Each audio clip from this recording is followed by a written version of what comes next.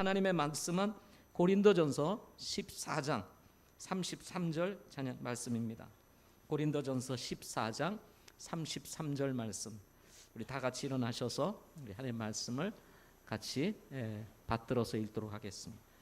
고린도전서 14장 33절 한 구절입니다. 한 구절 같이 읽겠습니다. 시작. 성도들의 모든 교회에서처럼 하나님은 혼란의 창시자가 아니요 화평의 창시자시니라. 아멘. 기도하겠습니다. 아버지 하나님, 오늘 9월 마지막 주 예배를 주님 앞에 드립니다. 한 해를 시작한 지가 벌써 엊그제 같은데 이제 3, 4분기를 마치고 이제 3, 4분기로 나아가는 그러한 또 달이기도 합니다. 하나님, 이제 남은 또 10월부터 12월까지의 사역을 축복하시고 우리가 믿음의 삶을 이어갈 수 있도록 축복하여 주시옵소서. 주신 말씀을 성령 하나님께 의뢰합니다. 말씀을 가르쳐 주시고 깨닫게 해 주시옵소서. 예수님 이름으로 기도드립니다. 아멘. 자리에 착석하시겠습니다.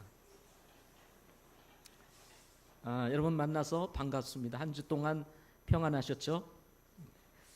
요즘은 일주일이라도 언제 어떤 일이 일어날는지 알 수 없는 그런 참 세상인 것 같습니다. 그래서 오늘 이렇게 여러분을 만나보고 또 이렇게 뵙는 것은 우리에게도 기쁨이고 축복이기도 하지만 또 한편으로는 우리가 다시 만난다는 것이 또 안심이 되기도 하고 또 우리의 마음에 평안을 주기도 합니다.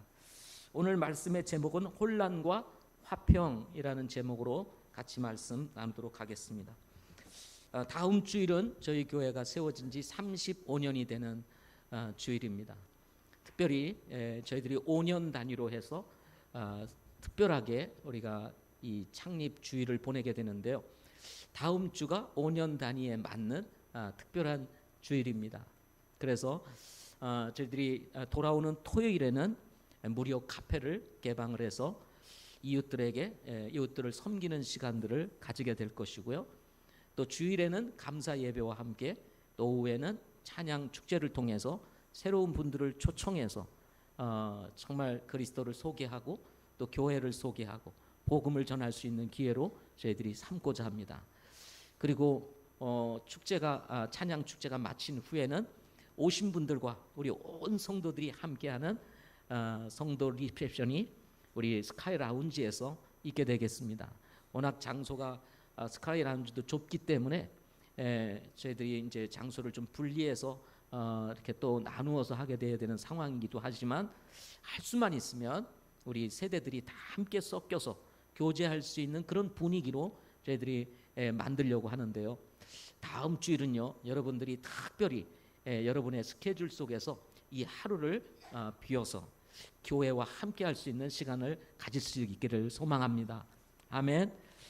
오후에는 이렇게 가시는 분들이 많으신데 다음 주일은 우리 교회 생일입니다. 그러니까 생일에 여러분 모두를 초청하고 또 여러분이 주인 아니겠어요? 그러니까 모두가 함께하는 특별한 주일이 될 수 있기를 소망합니다. 지난 35년을 돌이켜보면서 지금까지 여기까지 인도하신 하나님을 찬양하게 되고 감사하게 되고 또 여기까지 우리가 올 수 있었던 것도 하나님의 은혜라는 생각을 떨쳐버릴 수가 없었습니다. 우리가 잘한 것도 없고 사실은 여전히 부족하고 또 여전히 모자르고 또 우리는 여전히 믿음의 갈등을 하면서 참 간신히 주님을 붙잡고 나아가면서 조금씩 이렇게 성장해 갑니다. 그럼에도 불구하고 하나님께서 우리를 어여삐 여기셔서 참 우리의 삶에 개입하시고 필요를 채우시고 공급하시면서 우리를 여기까지 인도하신 거예요. 지난 35년 뒤를 들여다보면 하나님께서 우리에게 너무 많은 것들을 주셨습니다. 저는 이제 여러분과 함께 이렇게 주님을 섬긴 지는 횟수로는 29년 됐지만 그 전부터 섬겨오신 분들을 생각하면 아마 우리 교회 처음 시작할 때 모습과 지금은 하나님께서 너무 많은 것을 주셨다는 생각을 가지게 될 것입니다. 이것은 사실은 하나님의 은혜라고밖에 우리가 말할 수가 없는 것입니다. 고린도전서 15장 10절 말씀에 보면 이런 말씀이 있습니다. 하나님의 은혜로 지금의 내가 되었으니 내게 베푸신 그분의 은혜가 헛되지 아니하여 내가 그들 모두보다 더 많이 수고하였으나 내가 아니요 오직 나와 함께 하신 하나님의 은혜로다 하는 말씀이 있습니다. 물론 우리 성도님들 한 분 한 분이 다 섬기고 수고했습니다. 그러나 그 섬김과 수고 위에 하나님의 은혜가 함께 했기에 우리가 여기까지 이룰 수 있었던 것입니다. 주님을 찬양합니다. 그렇기에 사실은 우리가 지난 신앙생활을 우리가 들여다보면 하나님의 은혜 그리고 우리의 삶이 고스란히 담겨 있는 곳이 어디냐면 바로 교회입니다. 교회. 우리 삶이 고스란히 담겨 있는 곳이 어디예요? 바로 우리 교회인 것입니다. 교회. 이 교회에 참 머리 되시는 분은 그리스도시고, 그리고 이 교회의 몸이 그리스도시라고 성경은 얘기합니다. 그래서 몸된 교회, 주님의 몸된 교회라고 말씀하지 않습니까? 물론 그 지체는 우리 성도들입니다. 그래서 교회는 바로 이 시대에 예수 그리스도의 또 다른 성육신이다 이렇게 말할 수가 있는 것입니다. 그래서 교회는 주님이고 주님은 교회인 것입니다. 이건 비유가 아닙니다. 주님의 몸된 교회, 이 교회의 머리는 예수 그리스도다. 이거는 비유가 아니고요. 실제로 주님의 몸된 교회다. 이렇게 성경은 말씀하고 있습니다. 그래서 주님이 교회이고 교회가 주님인 것입니다. 이것은 따로 분리해서 볼 수가 없는 것입니다. 하나인 것입니다. 신앙생활하면서 우리가 깨닫는 것 있습니다. 그것은 여러분들이 무슨 성경을 많이 알아서가 아닐지라도 신앙생활을 하면서 또 믿음 생활을 하면서 깨닫는 것 하나가 있다면 그것이 뭐냐면, 그래서 교회 안에 머물러 있으면 어떤 형태로든 하나님께서 은혜를 베푸신다는 것입니다. 어떤 형태로든 하나님께서 우리를 붙들어 주시고 축복하신다는 거예요. 어떤 형태로든 우리가 가지고 있는 여러 가지 어려운 문제들 해결해 주시고 환난에서 벗어나 근심이 없게 하시고 평안을 누리게 하시는 하나님을 경험하게 되는 것입니다. 어떤 형태로 우리가 안에 있는 여러 가지 상처들 또는 우리가 받는 고난들, 이런 부분들도 하나님 또 이렇게 주님과 함께 교회와 머물러 주님을 섬기다 보면 그것이 지나가게 되고 고난이 오히려 변하여 축복이 되게 하시는 하나님을 우리가 경험하게 되는 것입니다. 오늘 말씀은 분쟁과 무분별한 은사 사용으로 혼란스러운 고린도 교회의 질서를 바로잡고 주님이 세우신 교회로 자라가도록 하시기 위해서 주신 말씀 중에 한 구절입니다. 한 구절. 바울은 이 말씀을 통해서 교회의 주인이신 하나님은 혼란의 창시자가 아니요 화평의 창시자라고 말씀하십니다. 하나님은 혼란의 창시자가 아니요 어떻게 해요? 화평의 창시자다라고 지금 바울이 이 혼란스러운 고린도 교회를 향해서 지금 말씀을 주고 있는 것입니다. 아담의 범죄로 시작된 이 혼란, 지금 우리 사회를 위협하고 있습니다. 성차별 금지법, 또 서울시 교육감은 학생들의 두발 자유, 파마, 염색 모두 허용을 한다라고 하는 것을 발표를 했습니다. 우리 순수한 학생들, 아직도 어떤 것들을 판단하고 결정하기 어려운 우리 학생들에게 이런 자유는 자칫 잘못된 길로 가도록 이끌 수 있는 그러한 조치라고도 말할 수가 있습니다. 학생들에게는 어느 정도의 규제가 필요하고 어느 정도의 어떤 선, 기준을 세워줄 필요가 있는데 자유, 권리 하면서 모든 것을 풀어제치고 있습니다. 하다못해 학생들의 동성애까지 허용되어지고 있는 것이 지금 오늘날 우리 사회 그리고 우리 학교 교육이라고 할 수가 있습니다. 군대에서도 마찬가지라고 그러잖아요. 여기에 또 함께 부응해서 교회들도 매우 어지러운 가운데 있습니다. 정말 본이 돼야 되고 간증이 돼야 되고 이 세상의 빛이 돼야 되며 소금이 돼야 될 오늘의 이 교회들이 지금은 이 세상 사람들의 지탄의 대상이 되고 또 어떤 면에서는 이 교회를 무너뜨리려고 하고자 하는 사람들에 의해서 이용되어지고 있는 이런 상황에 놓여 있습니다. 서초동의 무슨 교회, 또 명일동의 무슨 교회, 또 도림동의 무슨 교회, 목회자가 바뀌는 과정 속에서 일어나는 많은 문제, 뭐 세습이니 뭐니 이런 문제로 인해서 온통 한국에서 알려진 교회들이 내용을 겪고 있습니다. 그야말로 이런 상황 속에서 한국 기독교가 지금 혼란스러울 정도로 어려운 문제에 부딪혀 있는 것입니다. 마치 우리 사회와 교회들이 고린도 교회처럼 질서가 무너진 것 같은 이런 모습으로 지금 보여지고 있는 것입니다. 이런 상황 속에서 여러분, 우리 교회는 어떤 교회가 되어야 될까요?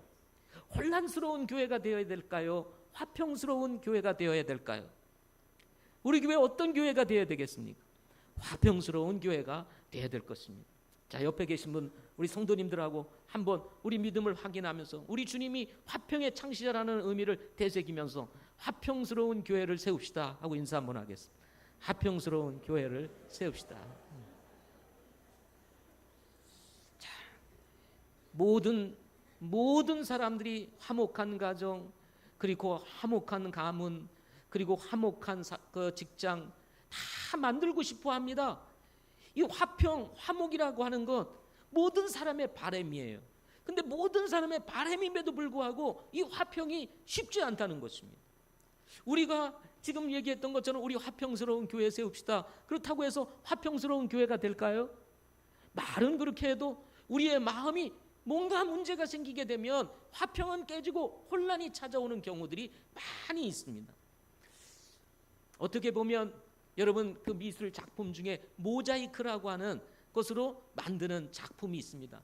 조각조각 하나하나를 모아가지고 하나의 작품을 만들어내는 것인데요, 우리들의 모습을 보게 되면 너무나 다릅니다. 생각도 다르고 견해도 다르고 모습도 다르고 자라온 환경도 다르고 그리고 습관도 다르고 살아온 전통도 달라요.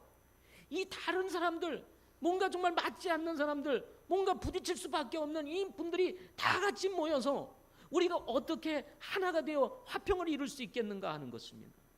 이거 쉽지 않잖아요, 그죠? 그러나 우리가 서로 다르지만 이 다른 것들이 모여서 하나의 모자이크 작품을 만들듯이 정말 조화롭게 화목한 그런 교회를 세운다면 하나님이 기뻐하실 뿐만 아니라 우리 성도들 한 사람 한 사람이 이런 좋은 교회에서 영적인 양식을 먹으면서 건강한 성도로 자라갈 것이라고 저는 믿습니다. 그렇다면 어떻게 우리가 화평한 교회를 세울 수 있을까요?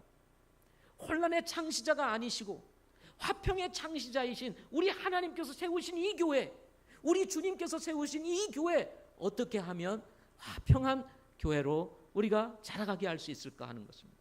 저는 몇 가지를 여러분에게 말씀드리고자 합니다. 첫째는 하나님의 생각을 품어야 한다 하는 것입니다. 우리 성도 한 분 한 분이 하나님의 생각을 가져야 된다 하는 것입니다. 자, 앞에서도 말씀을 드렸습니다. 오늘 본문에 보면 하나님은 혼란의 창시자가 아니라 화평의 창시자니라 라고 말씀을 하셨습니다. 이 말씀을 통해서 하나님이 원하는 것은 혼란이 아니고 화평이라고 하는 사실인 것입니다. 하나님의 마음속엔 혼란의 생각이 아니라 화평의 생각으로 가득 차 있습니다. 하나님은 삼위일체 하나님이십니다. 한 분이시지만 세 가지 인격을 가지고 계신 아주 독특하신 분이세요. 바로 그 독특하신 하나님을 담고 지어진 우리들이 바로 여러분과 저인 것입니다. 그래서 사람도 하나님이 삼위일체듯이 사람도 삼위일체적으로 지어져 있습니다. 그런데 여러분, 영과 혼과 육이 일체로 움직이듯이 하나님도 성부와 성자와 성령 하나님이 하나가 되어서 아주 화평하게 이루어가고 계시는 것을 볼 수 있지 않습니까? 그래서 하나님은요, 혼란의 창시자가 아니고 화평의 창시자라고 지금 말씀하고 있는 것입니다. 자녀들이 집에서 서로 싸우고 다투고 시기하고 질투하고 미워하고 그러면 우리 부모님들이 어떻게 생각하시겠습니까? 마음이 괴로운 것입니다. 그래서 늘 우리 부모님들이나 뭐 가족들이 바라는 마음이 뭐겠습니까? 화목한 가정 되는 거 아니겠습니까? 그래야 안 그래요? 집안에 문제가 없는 집안이 없더라고요. 보니까 형제들이 서로 마음이 틀어져 가지고 서로 불편해 가지고 만나지도 않는 분들도 있고, 만나기는 해도 서로 그냥 얼굴 쳐다보지도 않고 인사도 안 하시는 분들도 있고, 혈육임에도 불구하고 같은 피를 가지고 태어나고 같은 엄마라고 하는 이 창고에서 나왔는데도 불구하고 어떻게 그렇게 되는지 알 수가 없어요. 그런데 보면은 살다가 보면 마음이 나뉘어져서 참 힘들고 어렵게 살아가시는 분들이 있습니다. 아무도 이런 가정을 원하지 않을 것입니다. 화목한 가정, 화평한 가정을 원하는 것입니다. 여기 혼란이라는 단어는 원래 심한 무질서 또는 폭동이라는 뜻을 가지고 있습니다. 그냥 적당히 뭐 마음이 안 좋은 정도가 아니라 아주 심한 무질서, 그리고 폭동이 일어나니 얼마나 혼란스러웠겠어요. 이런 상황을 일컬어서 여기 혼란이다라고 이야기를 하고 있습니다. 그런가 하면 여기 화평이라고 하는 이 단어는 조화롭고 질서가 잡힌 상태를 보여주는 단어라고 할 수가 있습니다. 예. 제가 한 번은 여의도에 불꽃놀이 세계 불꽃놀이 한다고 해서 한번 우리 아이들하고 밤에 한번 가본 적이 있습니다. 얼마나 많은 사람들이 모이는지요. 그거 구경하려고 서울 시민들이 다 모여 있는 것 같아요. 그 좁은 고수부지가 그냥 꽉 차가지고 들어갈 데가 없습니다. 그래서 서로 미리 와가지고 자리 차지하려고 몇 시간 전부터 다 와가지고 자리 차지하고 계신 분들이 계시더라고요. 그래서 불꽃놀이 끝나고 제가 이제 좀 끝까지 한번 남아 있어 봤습니다. 사람이 확 밀려왔다가 밀려가는데요. 밀려간 뒷자리를 보니까 온통 그냥 쓰레기 더미로 가득 차 있는 거예요. 쓰레기가 그냥 널브러져 있는 거예요. 널브러져 있는 거예요. 자신들이 사서 먹고 이거 한 것은 가다가 거기 다 쓰레기통이 있어요. 다 쓰레기통이고 넣을 데가 다 있는데도 그냥 다 버리고 가는 거예요. 그야말로 질서는 질서, 무질서는 무질서. 하여튼 그냥 그래서 제가 생각한 것이 있습니다. 우리나라가 잘 사는 건 좋은데 시민의식부터 바꿔야 되겠다 하는 생각을 가지고 잘 살면 뭐하냐 이거예요. 시민의식이 저 3등 시민 같은 그런 의식을 가지고 있는데 혹시 여러분 가운데 그런 분이 있으시면 회개하시고 돌이키시기를 바랍니다. 본인들이 한 거는 깨끗하게 치워야 되는 것이 이게 수준 높은 시민들이 아니겠습니까? 정말 쫙 나갔는데 깨끗하다고 생각해 보세요. 얼마나 마음이 좋고 아름답고 축복이 되겠습니까? 줄을 쓰는 것도 마찬가지예요. 어디 가서 이렇게 보면은 줄을 쓰는데요. 처음엔 한 줄입니다. 그러면 조금 이제 시간이 급해지면요.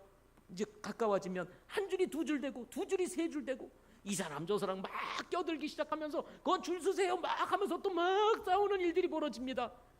아주 혼란스러운 일들이 비일비재하게 일어나더라 이 말이죠.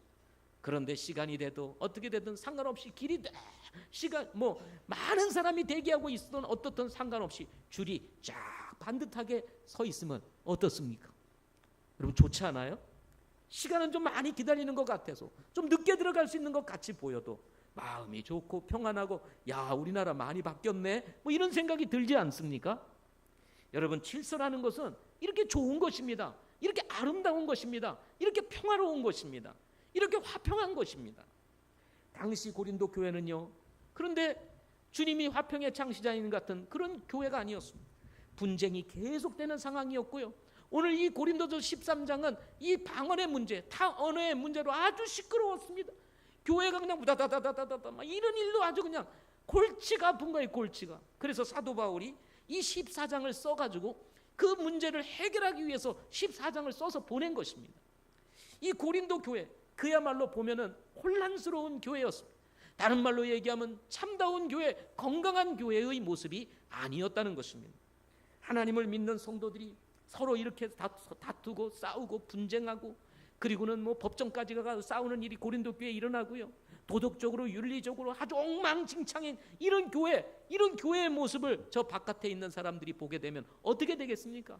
그야말로 꼴불견 아니겠습니까? 꼴불견? 예? 여러분 그렇지 않겠습니까? 우리 교회가 이런 교회가 되면 어떻게 되겠어요? 교회 왔더니 성도들이 서로 싸우고 얼굴도 보지 않고 얼굴이 심각해가지고 내천자를 그리고 막 이런 사람들이 가득 차가지고 예배는 드린다고 또 이렇게 드리고 있으면 여러분 이런 교회에 와서 뭘 볼 수 있겠습니까? 교회가 왜 이런 곳이야? 그런데 이게 아니고 성도들의 얼굴이 그냥 화목한 얼굴, 활짝 핀 얼굴들, 꽃이 핀 얼굴들, 그냥 보기만 해도 천사 같은 얼굴들, 그런 얼굴들을 보면 어떻게 될까요? 이 교회는 좀 다르네 하고 생각할 거 아니겠습니까? 그래서 바울은 이런 고린도 교회 성도들에게 도대체 하나님이 어떤 분이시냐 라고 지금 오늘 본문을 통해서 반문을 하고 있는 거예요. 혼란스러운 성도들, 혼란스러운 이 교회들을 바라보면서 하나님이 혼란의 창시자냐, 하나님이 화평의 창시자냐 하고 지금 강하게 도전하고 있는 거예요. 도대체 하나님이 어떤 분이시냐 이거예요. 하나님이 이렇게 혼란스러운 교회를 세우고 싶은 것이냐, 아니면 화평한 것을 세우기 원하시느냐. 고린도 교회 성도들이여 한번 보세요 하고 바울이 지금 메시지를 주고 있는 것입니다. 어떤 면에서 이 말씀의 깊은 내면을 들여다보면 정말 하나님 믿는 거 맞습니까? 당신 정말 하나님 믿어요? 거듭났습니까? 하나님이 여러분의 인생의 주인이십니까? 도대체 우리가 믿는다고 하면서 어떻게 이럴 수가 있습니까? 하고 지금 바울이 지금 이 33절 말씀을 통해서 지금 고린도 교회 성도들에게 도전하고 있는 것입니다. 하나님이 혼란의 창시자냐, 하나님 화평의 창시자냐 하고 말씀하고 있는 것입니다. 바울은요, 빌립보서 2장 5절부터 8절에 이런 말씀을 빌립보 교회 성도들에게 줍니다. 너희 안에 이 생각을 품을지니 그것은 그리스도 예수님의 안에도 있던 생각이라. 그분은 하나님의 형체로 계심으로 하나님과 동등함을 강탈로 여기지 아니하셨으나 스스로 무명한 자가 되사 자기 위에 종의 형체를 취하시고 사람의 모습이 되셨으며 사람의 모양으로 나타나서 자기를 낮추시고 죽기까지 순종하셨으니 곧 십자가의 죽음이라 하고 말씀하십니다. 예수 그리스도 안에 있는 생각이 어떤 생각입니까? 이런 생각이었다는 거예요. 하나님과 동등됨을 취하지 아니하고 그분이 하나님이셨지만 하나님으로 동등되게 여기지 아니하시고 스스로 무명한 자가 될 뿐만 아니라 종의 형체를 취하시고 사람의 몸이 되셨을 뿐만 아니라 십자가에 죽기까지 순종하셨다는 거예요. 그런데 왜 지금 바울이 빌립보서 2장 5절부터 8절에 이 말씀을 기록하고 있습니까? 이 말씀을 딱 위로 넘어가면은 빌립보 교회가 사실은 어떤 면에서 좀 다툼이 있었고 분열이 있었던 것 같습니다. 2장 1절 보면 그러므로 그리스도 안에서 무슨 안이나 사랑의 무슨 위로나 성령의 무슨 교제나 무슨 인정이나 긍휼이 있거든 너희는 같은 생각을 품고 같은 사랑을 가지며 한 마음과 한 생각이 되어 내 기쁨을 성취하라. 어떤 일도 다툼이나 헛된 영광으로 하지 말고 오직 겸손한 생각으로 각각 자기보다 남을 더 낮게 여기며 각 사람이 자기 일들만 돌아보지 말고 각 사람이 남의 일들도 돌아보라 하고 말씀하시면서 지금 이 빌립보 교회가 가지고 있는 이 문제, 하나 되지 못한 이 문제를 바라보면서 바울이 지금 말씀하고 있는 것입니다. 너희 안에 그리스도의 생각을 품으라는 거예요.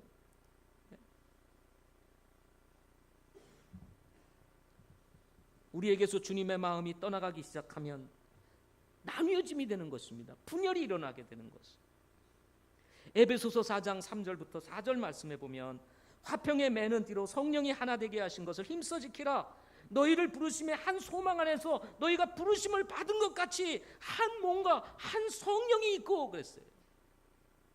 화평의 매는 띠로 성령이 하나 되게 하신 것을 힘써 지키라. 거듭난 성도들에게는 우리 모두 우리 안에 내주하시는 성령님이 계십니다. 아멘. 성령님이 내주하세요. 이 성령님이 내주하시는 이 성령님이 원하시는 것이 뭐냐면 화평이라는 거예요. 화평. 근데 이게 화평을 그냥 화평으로 말하지 아니하시고 화평의 매는 띠로 성령이 하나 되게 하신 것을 힘써 지키라. 모두 띠로 하나가 되는 거예요. 이 사람 저 사람 우리 박씨 이씨 김씨 뭐 이렇게 다 상관없이 우리가 그리스도 안에서 형제 자매들이 하나의 띠로 해서 화평을 이룰 것을 힘써 지키라고 성령은 말씀하고 있는 것입니다. 따라서요, 여러분 화평을 이루지 아니하는 생각, 화평을 깨는 생각, 혼란을 가중시키는 어떤 생각이나 마음은 그것은 성령으로부터 오는 것도 아니고 하나님으로부터 오는 것이 아니라는 것입니다. 아무리 좋은 생각이고 아무리 똑똑한 생각이라고 해도 여러분 화평을 깨는 것은 하나님으로부터 오는 것이 아니라는 것입니다. 그러므로 여러분 오늘 빌립보서 말씀처럼 여러분과 제 안에 이 생각을 품을 수 있기를 바랍니다. 어떤 생각이요? 예수님 안에도 있었던 생각. 그러므로 우리 자신을 낮추고 종의 형체를 입고 죽기까지 순종하고자 하는 이런 태도를 우리 마음에 가지게 되면 여러분 우리 교회는 화평한 교회가 될 것입니다. 아멘. 두 번째로는 진리가 하나가 되어야 합니다. 하나님은 우리처럼 두말 하시는 분이 아니십니다. 그분은 거짓말 하실 수도 없고 그분은 자신을 부인할 수도 없는 분이시라고 말씀하셨습니다. 성경에 보면 하나님께서 하나님에 대해서 말씀하시기를 그분은 말씀하신 것을 반드시 실행하시는 분이시다. 하신 말씀은 반드시 이루시는 분이시다라고 이렇게 말씀하고 계십니다. 그런가 하면 그분은 신실하시고 변함이 없는 분이시다라고 말씀하셨습니다. 히브리서 6장 17절 말씀에 보면 하나님께서도 약속의 상속자들에게 자신의 계획이 불변함을 더욱 풍성히 보여주시려고 그 일을 맹세로서 확증하셨나니 라고 말씀하십니다. 여기 보니까 뭐라고 그랬습니까? 약속의 상속자들에게 자신의 계획, 하나님이 가지고 계시는 계획이 불변함을 더욱 풍성히 보여주셨다. 하나님은 어떤 계획을 세우면요, 그것을 바꾸시는 분이 아닙니다. 이거 좀 잘못됐는데 수정, 이런 것이 없는 분이에요. 우리는 얼마나 많이 수정합니까? 이런 계획 세웠다, 저런 계획 세웠다가 가보니까 아니야, 그럼 또 수정합니다. 바꿉니다. 말도 바꿉니다. 얼마나 우리는 말을 자주 바꿉니까? 그런데 하나님은 한 번 세운 계획은 변함이 없으신 분이다, 이렇게 말씀하고 있는 것입니다. 그분은 완전하십니다. 부족함이 전혀 없으신 분이십니다. 그래서 그분은 바꾸시는 분이 아니에요. 여러분, 하나님이 불변하시면 그분을 믿는 우리들도 말이 어떻게 되죠? 하나가 돼야 되겠죠. 야고보서 1장 17절에 보면 모든 좋은 선물과 모든 완전한 선물은 위에서 오며 빛들의 아버지들로부터 내려오거니와 그분께는 변함도 없고 회전하는 그림자도 없느니라. 그분은 변함도 없고 회전하는 그림자도 없는 분이시다. 하신 말씀이 바뀌어지는 일이 없는 것이라는 것입니다. 그래서 하나님의 말씀은 진리인 것입니다. 이것은 시대를 초하여 바꿀 수 없고 변할 수 없는 그런 말씀이 바로 하나님의 말씀인 것입니다. 사람들이 이걸 자꾸 바꿉니다. 우리가 스스로 생각하면서 이거는 좀 이렇게 하는 게 좋지 않겠어 하고 자꾸 바꾸려고 합니다. 바꾸다 보니까 혼란이 생기게 되는 것입니다. 디모데후서 2장 13절에도 이런 말씀이 있습니다. 우리가 믿지 아니하여도 그분은 항상 신실하시니 자신을 부인할 수 없느니라. 인류의 역사는 오리발의 역사인 줄 여러분 아시죠? 아담부터 보십시오. 아담부터. 예? 네가 내가 먹지 말라고 하는 것을 먹었느냐 그랬더니 하나님께서 내게 준 여자가 그가 죽어서 먹게 하는 나이다 하고 핑퐁을 딱 치죠. 그죠? 아벨이 어디 있느냐? 내가 그를 지키는 자니까 하고 가인도 또 오리발 탁 냅니다. 우리도 갑자기 어느 날 누가 찾아와가지고 너 이거 잘못했지? 아닌데요 하고 금방 잘못해놓고도 자기가 해놓고도 금방 아닌데 나 잘 모르는데요 하고 얘기를 합니다. 이것이 바로 우리의 역사예요. 우리는 이렇게 말을 바꾸거나 오리발의 역사를 가지고 있지만 하나님께서는 한 번도 자신이 하신 말씀을 바꾸거나 하신 경우가 없는 분이십니다. 성도들이 믿는 하나님, 여러분 제가 믿는 하나님 한 분이십니다. 두 분이 아니에요. 두 분이 아닙니다. 그렇기 때문에 여러분이 믿는 하나님, 내가 믿는 하나님 같다면은 같은 말이 나와야 돼요. 같은 믿음이 나와야 됩니다. 같은 신앙이 나와야 돼요. 이 사람 신앙 다르고 저 사람 신앙 다르면 그건 뭔가 누군가는 잘못된 것입니다. 하나님이 한 분이고 말씀이 하나인데 어떻게 신앙이 다를 수 있냐 이거죠. 그래서 누군가는 잘못된 것입니다. 그렇기 때문에 우리는 겸손해야 돼요. 혹시 내가 말한 것이 잘못될 수도 있다라고 하는 생각을 가져야 됩니다. 그래서 자신의 생각을 주장하고 자신의 목소리를 드러내고 막 이게 아니라 혹시 내가 잘못했을까? 왜 저 사람하고 내 생각이 다르지? 그럼 다른 사람은 어떻게 생각할까? 쭉 물어보면서 여러분 물론 다수가 다 맞는 거는 아니지만 그래도 그리스도 안에 있고 믿음 안에 있고 우리가 신뢰하고 믿을 수 있는 사람들이라면 그들이 어떤 믿음을 가지고 있고 어떤 생각을 가지고 있는지 우리 리더들은 어떤 생각을 가지고 있는지 여러분 들어볼 수 있어야 되는 거예요. 그래요 안 그래요? 그렇죠. 왜? 우리 안에 계시는 분이 한 분이시니까. 여러분 자칫 우리는 잘못된 고집을 부리기가 쉽습니다. 자존심 때문에 내가 한번 얘기한 거 어떻게 꺾을 수 있어? 그러면서 고집을 부릴 때가 있습니다. 고집이 망하게 하는 거예요. 신앙생활도 마찬가지입니다. 여러분 잘못된 고집이 망하게 되는 거예요. 여러분 우리가 성경을 최고의 권위로 믿는 이유가 무엇입니까? 성경의 최고의 권위로 믿는다는 의미는 뭐냐면 내가 이렇게 알고 있었는데 성경에서 아니라고 얘기를 하면 그거를 바꿀 수 있는 것이 성경을 최고의 권위로 믿는 사람인 것입니다. 성경이 하나고 믿음이 하나이고 침례도 하나인데 다른 말이 나오면 안 됩니다. 고린도 교회가 혼란스러웠던 이유는 다른 말들이 나온 거예요. 은사에 대한 무분별, 그리고 이 도덕적인 관념에 대한 무분별, 그리고 이 분쟁에 대한 그 어떤 탈을 이루는 문제들 막 등등의 여러 가지 이 문제들이 서로 다른 거예요. 하나님이 말씀하시는 것과 하나님이 생각하는 것과 다르니까 이 고린도 교회 안에 혼란이 가중되고 교회가 시끄럽고 어지러운 교회가 되어버리고 말았다는 것입니다.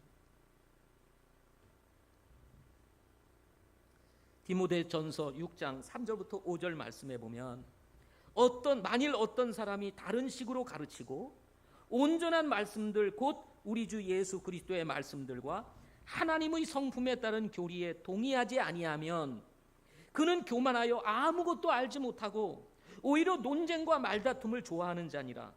이로써 시기와 다툼과 욕설과 악한 추측들이 생기며 또 마음이 부패하고 진리가 없어 이득이 하나님을 따르는 것이라고 생각하는 사람의 삐뚤어진 언쟁이 생기나니 너는 그러한 자들로부터 떠나라 하고 말씀하십니다.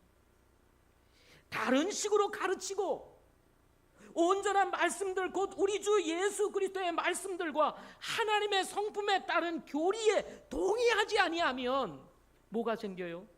여기 보니까 교만해서 아무것도 성경을 많이 아는 것 같고 지식이 많은 것 같은데 실제로는 아무것도 알지 못하고 논쟁과 말다툼이 이런 사람들로 인해서 생겨난다고 말씀하고 있는 것입니다. 시기와 다툼과 욕설과 악한 추측들이 생겨나고 잘못된 추측들 막 이런 것이 마치 사실인 것처럼 막 교회 안에서 막 떠돌아다니고 그것을 듣고는 누가 이랬대 저랬대 하면서 교회가 시끄러워지는 것입니다. 왜 이런 일이 벌어집니까? 그것은 뭐냐면 온전한 말씀들 곧 우리 주 예수 그리스도의 말씀들과 하나님의 성품에 따른 교리에 동의하지 않음으로 인해서 발생하게 된다는 것입니다. 그러므로 여러분 우리는 진리의 하나가 되어야 되는 것입니다. 우리가 믿는 신앙의 하나가 되어야 돼요. 우리 교회가 가지고 있는 이 신앙, 이것이 성경적인 신앙이라고 하는 이 말씀으로부터 나온 이 신앙을 우리가 같이 동의하고 그리고 그 동의한 믿음이 같을 때 우리가 같은 언어, 같은 말을 사용하게 되고 교회가 하나 될 수가 있게 되는 것입니다. 그러므로 여러분 혹시나 다른 식으로 가르치거나 잘못된 언쟁을 좋아하는 사람들이 있다면 그런 사람들로부터 우리는 떠나야 된다고 말씀하고 있는 것입니다. 그러므로 우리 성도들은 건전한 교리를 가지고 있어야 합니다. 건전한 교리는 성도들을 하나 되게 하는 믿음의 기초가 되기 때문에 그렇습니다.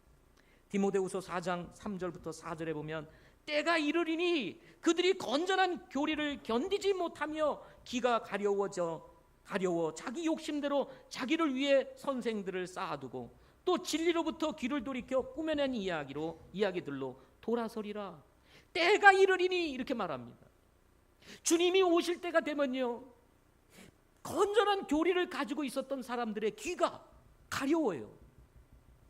뭔가 맨날 얘기하는 그 얘기가 그 얘기인 것 같고 맨날 듣는 얘기가 듣는 얘기 같고 뭐 신선한 거 없어? 뭐 새로운 거 없어? 귀가 좀 가려운 겁니다. 뭔가 좀 귀를 채우고 싶은 뭔가 이런 욕망들이 생겨요. 그러다 보니까 꾸며낸 이야기들 뭔가 들어보지 못했던 꾸며낸 얘기 여러분 들어보지 못한 얘기를 여러분이 들었다. 그거는 꾸며낸 얘기들입니다. 왜들 아멘을 안 하세요? 예? 그 새로운 얘기가 그 이상하게 나올 일이가 없어요. 그 꾸며낸 얘기이기 때문에 그게 전혀 안 들어본 것처럼 나오는 거예요. 그런데 사람들은 뭔가 새로 들어보고 그러면 신선한 것으로 뭔가 이게 뭐가 있는 것처럼 이렇게 오해를 하는 거예요. 그래서 여기 말씀처럼 건전한 교리를 견디지 못하며 기가 가려워 자기의 욕심대로 자기를 위해 선생들을 막 쌓아두는 겁니다. 이 사람 저 사람 막 배우고 다니고 또 어디 가서 배우고 저기 가서 배우고 온통 머리에 이 말 저 말 다 들어가다 보니까 어디 가도 뭐가 진리인지를 모르는 거예요.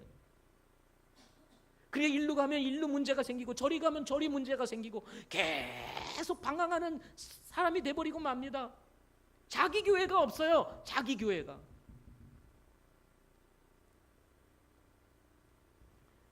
결국 꾸며낸 이야기로 빠져들게 되는 것이 신천지요 그리고 하나님의 교회요 이런 것입니다. 오늘날 지금 신천지에 빠진 사람들이 얼마나 많은지 몰라요.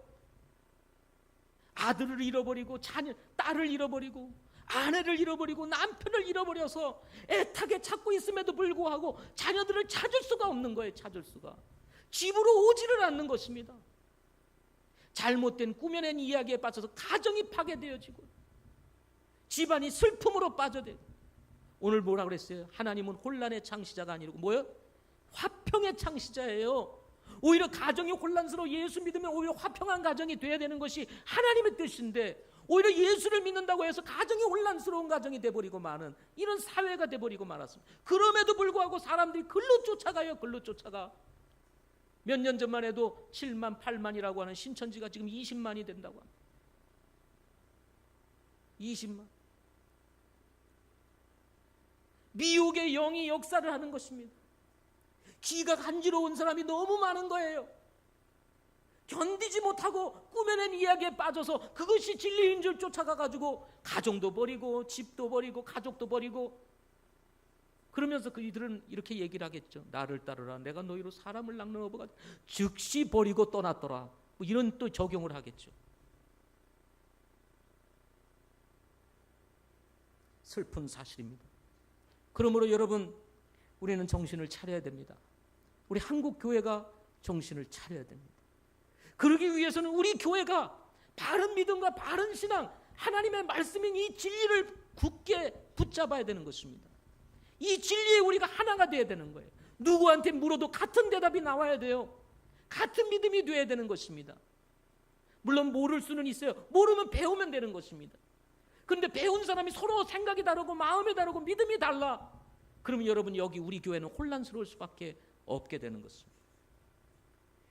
그러므로 여러분, 우리 교회가 화평한 교회, 이제 35년을 지나 이제 36년을 지나 40년을 향하고 앞으로 정말 하나님께서 우리에게 주신 미래를 향해서 달려가는 데 있어서 중요한 것은 뭐냐면 우리가 진리로 하나 되어야 한다는 것입니다.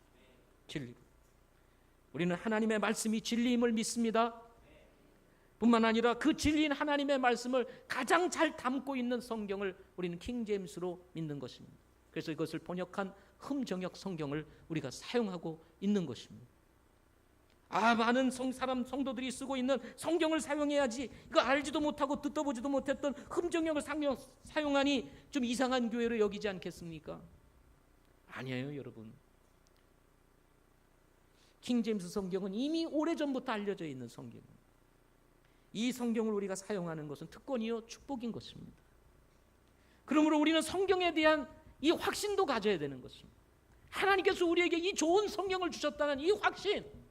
왜 우리 교회는 이렇게 써? 왜 목사님은 애플 이걸 써가지고 전도를 하면 사람들이 와가지고 뭐 이상한 성경 쓰네 해가지고 이렇게 골치 아프게 만드잖아.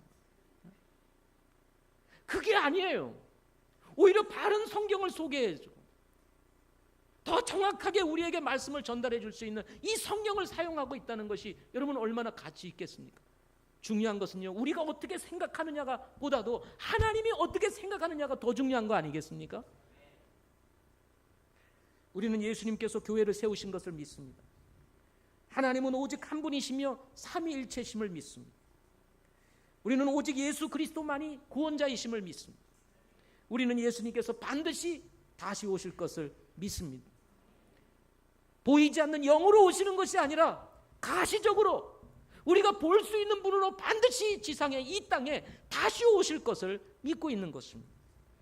우리는 예수님께서 교회인 신부를 데리러 오시기 위해서 공중에 임하실 것도 믿습니다. 어느 날 우리 주님이 공중에 임하시는 날, 우리 거듭난 성도들, 교회와 함께한 성도들이 그야말로 휴거를 당하고 공중에서 주를 영접하는 놀라운 축복 속으로 들어가게 될 것을 우리는 믿고 있습니다.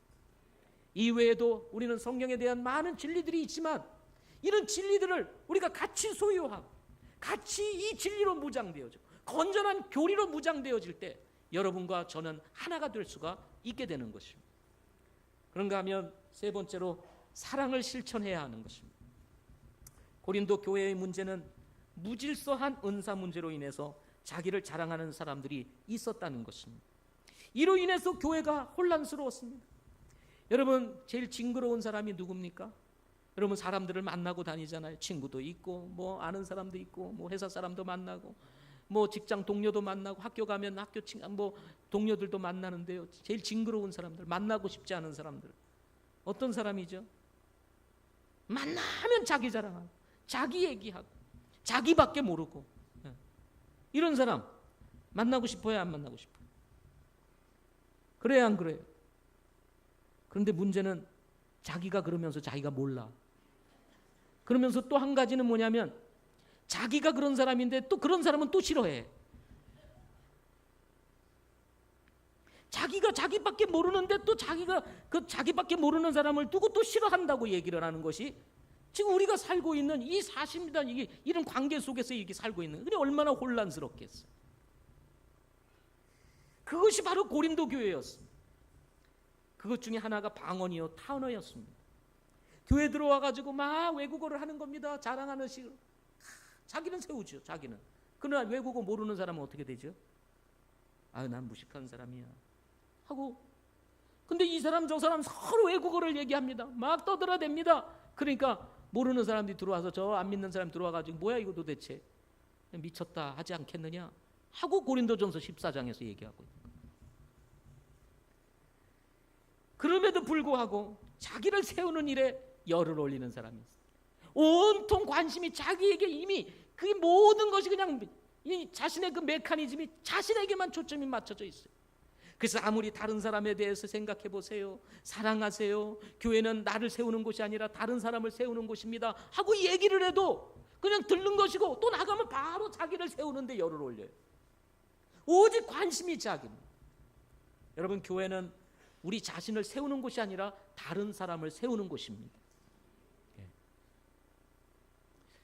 그래서 좀 극단적인 얘기지만 여러분, 교회에 오면 나는 없다 이렇게 생각하시고 다른 사람을 섬기시기를 바랍니다. 아멘.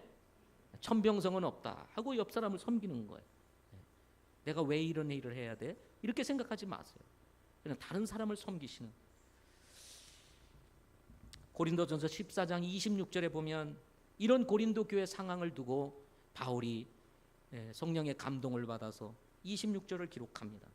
형제들아, 그런즉 어찌하리요? 너희가 다 같이 모일 때 너희 각 사람에게 찬송시도 있고 교리도 있으며 다언어도 있고 계시도 있으며 통역도 있나니 모든 것을 남을 세우기 위하여 할지니라.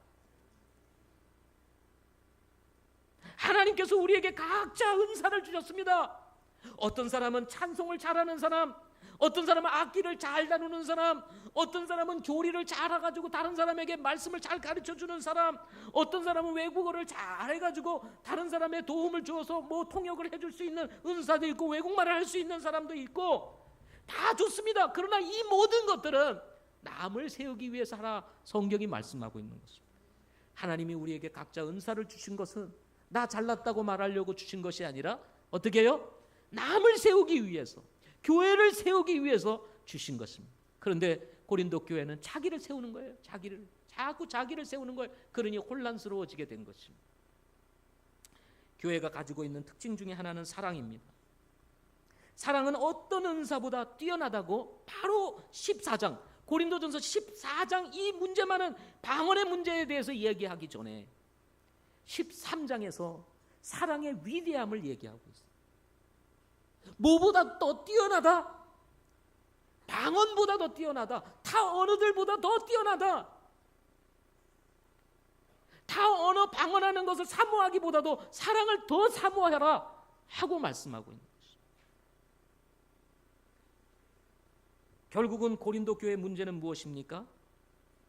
사랑을 실천하고자 하는 우리 주님의 마음을 잃어버리고 자기 자신을 드러내고 싶은 마음에 의해서 14장에 혼돈이 찾아오게 되는 일이 벌어지게 됐다는 것입니다. 그래서 고린도전서에 이런 말씀이 있습니다. 지식은 사람을 교만하게 한다, 이렇게 얘기했어요. 지식은 사람을 교만하게 만듭니다. 사랑은 겸손한 사람만이 실천할 수 있는 희생인 것입니다. 우리는 사랑에 대한 많은 이야기를 듣고 지내갑니다. 수없이 강단에서 사랑에 대해서 말을 합니다. 그러나 여러분, 사랑이라고 하는 것은 듣기는 좋고, 그리고 여러분 듣기는 여러분 쉽게 받을 수 있지만 실천은 어려운 것이 사랑입니다. 우리가 무엇을 아느냐보다 중요한 것은 그것을 실천하는 것 아니겠습니까? 지식적 욕구가 있습니다. 배우고 싶은 욕구가 있어요. 그래서 더 많은 그 지식이 우리 안에 들어오는 때 희열을 느낍니다. 감격을 느낍니다. 그러나 여러분, 그 많은 지식이 실천되지 않으면 그것이 사람을 죽일 수 있고 사람을 옥죄일 수 있다는 사실도 우리는 잊지 말아야 됩니다. 사람들은 말합니다. 이것이 옳으냐 그러냐 자꾸 따집니다. 옳은 것, 물론 옳은 것을 우리가 분별해 주는 거 중요합니다. 그러나 그 사람들의 영적 상태를 생각하지 아니하고 잘못된 것을 지적하고 계속 판단하고 그렇게 되면 어떻게 되겠습니까? 교회가 혼란스러워지게 되는 것입니다. 사람마다 다 영적인 상태가 다 다른 것입니다. 어떤 사람은 기다려줘야 되는 거예요. 어떤 사람은 오래 기다려줘야 되는 것입니다. 어떤 사람은 오래 참아줘야 되는 것입니다. 그러면서 자라오면서 그때 이제 지식이 들어가고 진리에 들어가기도 하고 이렇게 되는 건데 왜 그걸 모르냐? 제가 우리 광교교회 갔더니 이 킹제임스에 꼭 빠진 사람이 있어요. 킹제임스 성경에 꼭 빠진 사람. 교회를 처음 방문했습니다. 창립주일을 맞이해가지고 아무것도 모르시는 분이 교회를 왔어요. 근데 그분을 붙잡고 킹제임스가 어떻고 개혁 성경이 어떻고 이게 옳고 좋고 그걸 얘기하고 있으니 얼마나 답답한 얘기입니까? 예? 지금 킹제임스 성경이 옳으냐 개혁 성경이 옳으냐 중요한 게 아니라 그 사람의 마음을 열고 예수님을 믿고 구원을 받아야 되는데 그 사람을 붙잡고 이게 뭐가 잘못되고 이 얘기를 하고 있는 거예요. 기가 막힌 일이 벌어지고 있습니다. 몰라도 한참 모르는 거죠. 진리도 중요합니다. 그러나 여러분, 사랑도 중요한 것입니다. 이 두 가지가 균형을 이루어야 되는 거예요. 균형. 저는 여러분들이 정말 이 교리에 대해서 우리가 믿는 이 신앙과 이 교리에 대해서 건전한 교리를 모두가 잘 갖추기를 원합니다. 무장되기를 원합니다. 그러나 그 교리가 사람들을 다치게 하면 안 된다는 것입니다. 아멘. 그 교리 안으로 들어올 수 있도록 사랑해주고 섬겨주고 뭐가 진리인지를 발견할 때까지 섬겨주면서 그 사람의 교리를 발견하고 우리가 믿는 신앙이 얼마나 옳은 것인지를 알게 하고 자연스럽게 기쁘게 받아들일 수 있도록 우리가 사랑으로 품어줘야 되는 것입니다. 결국 고린도 교회 분쟁이 일어나고 이렇게 문제가 많이 일어나게 되고 혼란스러웠던 이유는 자기가 잘났다고 자꾸 드러내기 때문이다 하는 것입니다. 자기 주장이 옳다고 자꾸 얘기하는 것입니다. 예, 옳습니다. 맞습니다.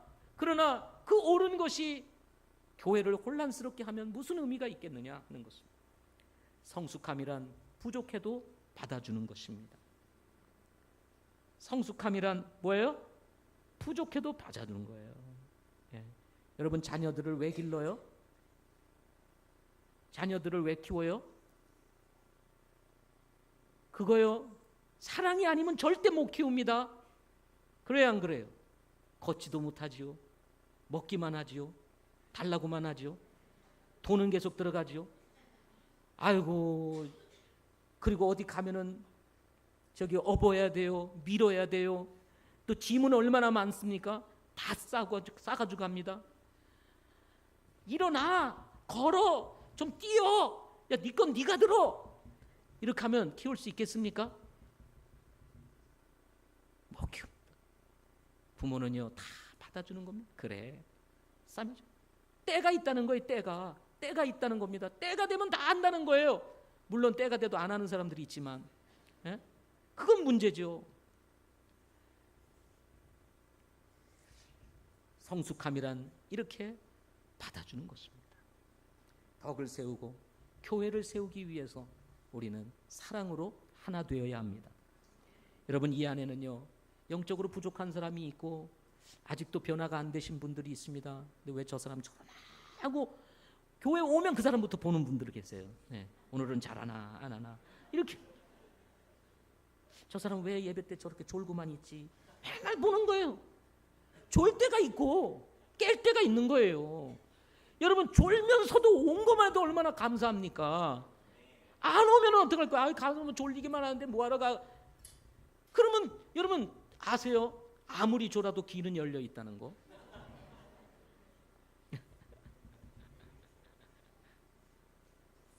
졸면서도 여기 와 계시니 얼마나 감사해요.